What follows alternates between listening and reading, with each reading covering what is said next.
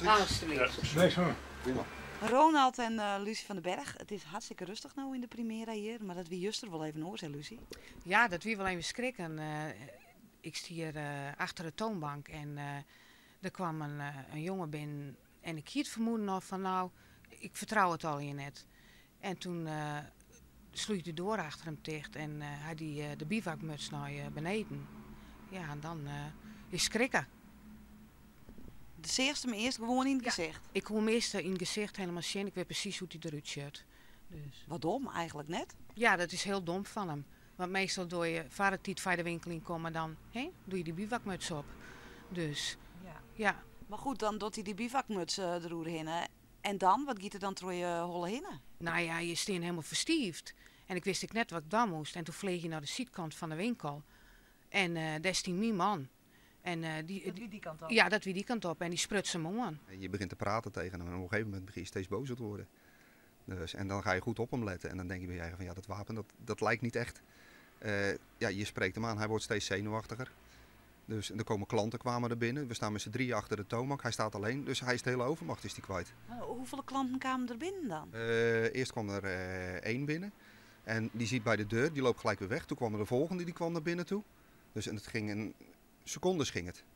Ja, toen werd ik zo kwaad. Ik zei, nou pak ik je. Nou ja, ik heb iets geroepen en ik ben naar de honkbalknuppel toe gerend.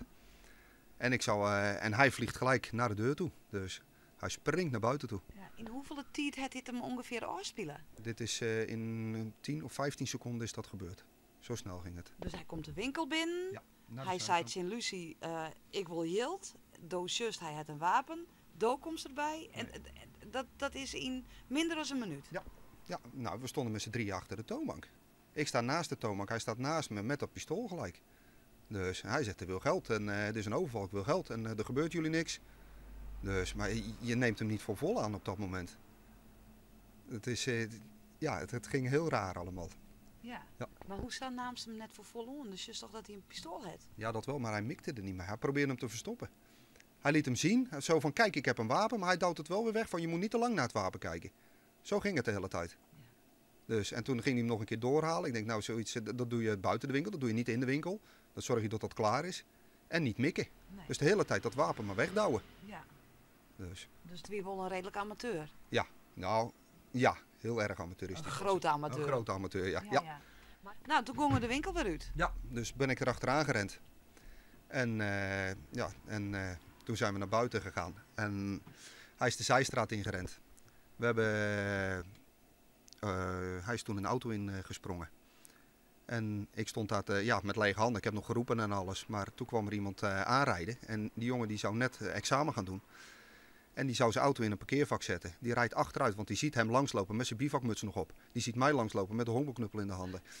Hij rijdt achteruit. Hij zegt stap in. Dus we zijn met z'n tweeën achter hem aangereden. En voor het Europaplein zaten we alweer achter de Paarse Golf. Toen heb ik gelijk 112 gebeld. En heb ik verteld wat we aan het doen waren. Waar we reden op dat moment.